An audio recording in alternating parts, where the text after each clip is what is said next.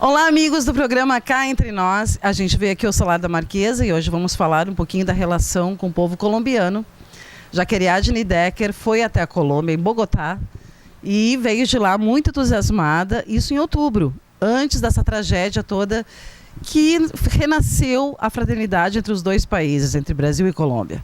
Depois vamos conversar com a terapeuta de perdas, Yara Fonseca, que vai nos falar um pouquinho dessa época do ano em que normalmente a gente cai um pouquinho assim no rendimento, fica meio deprimido, fica um pouquinho de baixo astral, e de como a gente pode vencer o luto e a depressão nesse momento especialmente doloroso aqui no Brasil. A gente vai falar de fraternidade, positividade, igualdade entre povos, coisas bacanas. Então fique ligado, fique comigo, começa agora mais um Cá Entre Nós. Olá, amigos do programa Cá Entre Nós. Eu estou hoje aqui conversando com a terapeuta de perdas, Yara Fonseca, e a gente vai falar sobre essa questão do final do ano, que para muitas pessoas às vezes entristece, às vezes dá um pouquinho de depressão. E a gente foi pego também por essa tragédia da Chapecoense, que enlutou o Brasil, quiçá o mundo, né? Que de alguma maneira nos afetou. A gente tem a boa notícia, claro, na segunda-feira, dia 5, a Chapecoense foi declarada pela Conmebol como a campeã 2016 sul-americana. É um alento, é um começo, é uma esperança, e a gente vai falar um pouquinho de esperança também. A gente vai falar de coisas positivas para levantar o astral de todo mundo. Tudo bem, Yara? Tudo bem contigo? Tudo muito bem. Tem que ser, né? Nós precisamos seguir o barco. Muito bem. Eu queria que tu me falasse um pouquinho da tua experiência de consultório como terapeuta, dessa questão das perdas, que não é só a morte, né? Outras perdas, e que tu tem notado, à medida que os anos passam, que o final de ano, para muitas pessoas, é um pouquinho mais pesado. Existe uma coisa chamada depressão de Natal, tá? Porque, na verdade, o que eu tenho visto no consultório é que o Natal, ele não é uma festa muito alegre. Por que isso? Porque ele traz reminiscências da infância. E quem não teve tristezas e dores e perdas na sua infância? Então, volta ao passado e entristece, e as pessoas ficam depressivas, né? Então elas dizem que, muitas vezes já me disseram no próprio consultório, eu não gosto de Natal, né? Eu acho Natal uma festa triste. Por isso que muita gente chora também, né? Tem muita gente que chora muito no Natal. Já o Ano Novo é uma festa diferente. Tu sabe que é engraçado, tu diz isso do Natal. Eu tive muito tempo problema de ansiedade, crise de ansiedade no Ano Novo. Porque eu não sei se eu tinha uma expectativa muito grande em relação ao novo ano, assim, e a gente faz um balanço rápido na cabeça e vê que nem tudo que a gente projetou para aquele ano anterior, o ano que está se findando, a gente conseguiu realizar, e eu ficava com isso. Agora hoje eu tenho mais controle, assim, sabe, mas eu tive algum tempo isso. E agora, em função da Chapecoense, toda essa comoção nacional e até internacional, eu queria que tu me falasse um pouquinho por que este ano as pessoas estão muito assim, né, com comemorações em geral de final de ano. Bem, esse acontecimento aí, ele ficou tremendamente trágico, porque ele representava um sonho de muita gente. Aqueles meninos estavam levando naquele avião uma esperança e um pouco da certeza que era possível acontecer. Que um time pequeno, relativamente pequeno, de uma cidade do interior de Santa Catarina, podia chegar onde eles chegaram, né? Então essa possibilidade de haver mudança, bem de acordo com o momento que todos os brasileiros estão tentando viver. Então, na verdade, é a projeção de um Brasil possível, né? Depois de tudo que nós estamos passando ainda em questão de luta contra a corrupção, etc, etc, que a gente ainda está lutando por um Brasil possível, era, na verdade, se ver a concretização desse sonho, né? Na psicanálise, tem uma das características mais fortes, é a projeção, que é aquela capacidade que a pessoa tem de se projetar em determinado fato, em determinada pessoa e esperar que aconteça. Né? E ali estava uma projeção geral, né, de muita gente. Pois é, interessante até essa tua análise, né?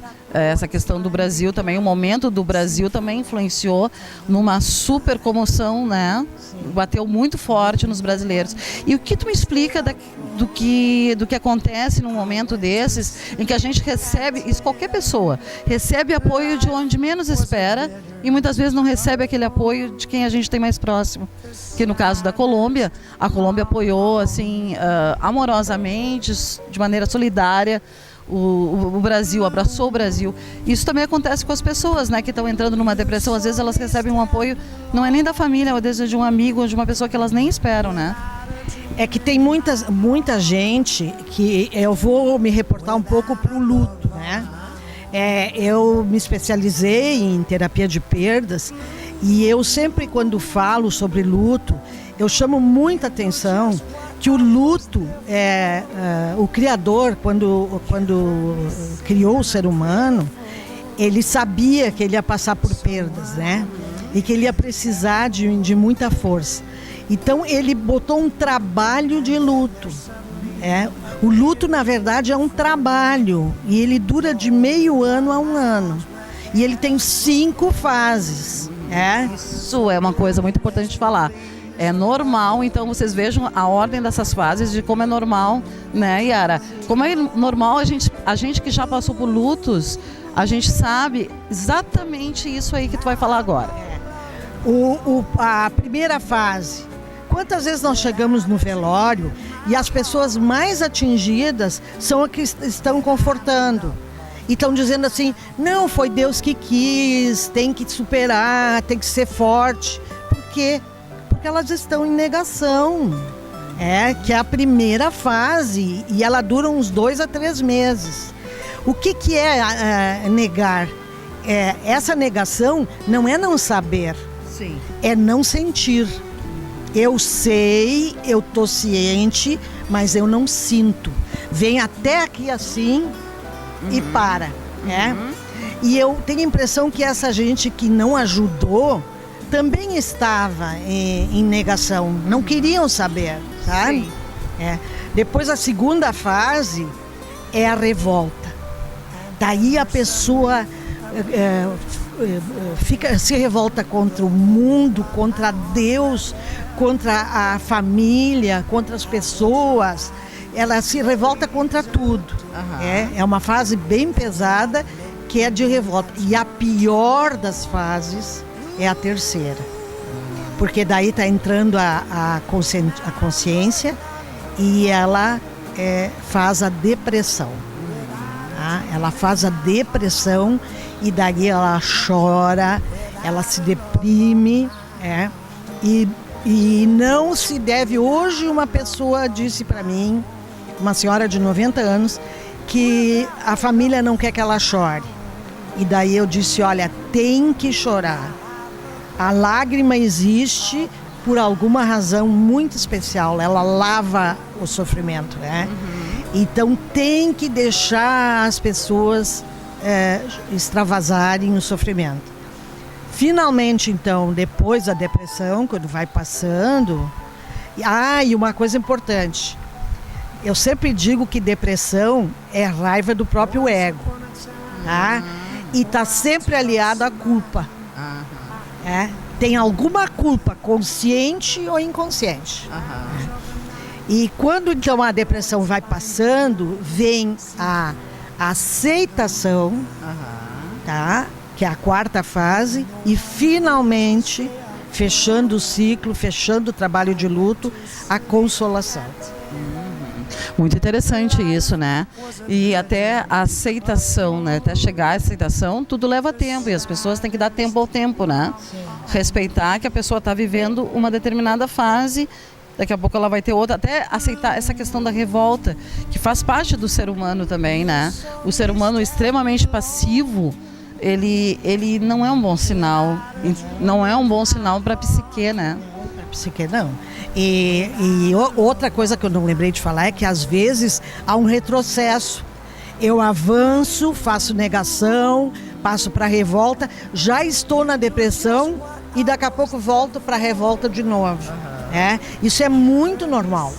As pessoas que convivem, por isso que é interessante que elas saibam essas fases e identifiquem. Agora está vivendo isso aí. Agora está indo adiante, está melhorando, está fazendo esse processo. Depois, mais ou menos depois de um ano, as coisas se acalmam. Mas o tempo é essencial. E o que a gente poderia falar para essas pessoas que estão no final de ano, tem tantas lembranças de alguma perda familiar ou de amigos e ficam deprimidas? Onde elas podem buscar alguma coisa de compensação, sei lá, alguma coisa que deixe elas mais equilibradas emocionalmente, até quimicamente, né? Porque às vezes um exercício, caminhada, convivência com a família. O que a gente pode dizer para essas pessoas para amenizar essas dores de final de ano? O que ajuda é o afetivo, né? A convivência com a família, buscar apoio e a palavra. Não é por nada que a psicanálise é baseada na palavra verbalizada. O Freud falou, a palavra adoece e a palavra cura. Então eu preciso, por exemplo assim, mas eu posso falar com uma amiga. Não é que a amiga não vai ajudar, mas às vezes precisa ajuda de um profissional para que ele faça a interpretação da palavra verbalizada. E se tem o apego na família, a convivência, né? Respeitar, por exemplo, se a pessoa não está com espírito de festa, respeitar esse silêncio, né? Levar em consideração que ela está num outro momento e que ela não quer. E então, forçar muito festa e exigir que todo mundo esteja alegre, isso é uma utopia, né? Porque é impossível. Há pouco tu falaste do Ano Novo, né? E eu me lembrei que eu queria te dizer que essa característica que tu tinhas é o medo do novo. O novo sempre nos assusta. Sabe por quê? Por causa do parto. Se a gente batesse na barriga da mãe e perguntasse para o bebê, que está numa piscininha térmica, né? Alimentado, protegido, aquecido, numa boa, se ele quer nascer, é óbvio que ele ia dizer que não. Ele ia dizer, mas nunca. E daí tu me pergunta assim, mas Yara, por que ele nasce? Porque ele não tem inteligência, mas ele tem percepção. E ele sabe que se ele não nascer, ele morre. Então, ele nasce, mas ele passa por um túnel e sai numa situação nova. Absolutamente diferente do que ele estava acostumado. E totalmente desprotegido, antes estava protegido. Sim, por isso que ele precisa, tanto ele chora, por isso que as enfermeiras já sabem, dão o bebê embrulhadinho para a mãe. E a tua imagem pessoal que tu construíste da tua pessoa é a imagem do olhar da tua mãe. O primeiro olhar que a mãe deu para o bebê bate um registro de percepção de como eu vou me ver daqui para frente. Mas isso já foi vencido, tá?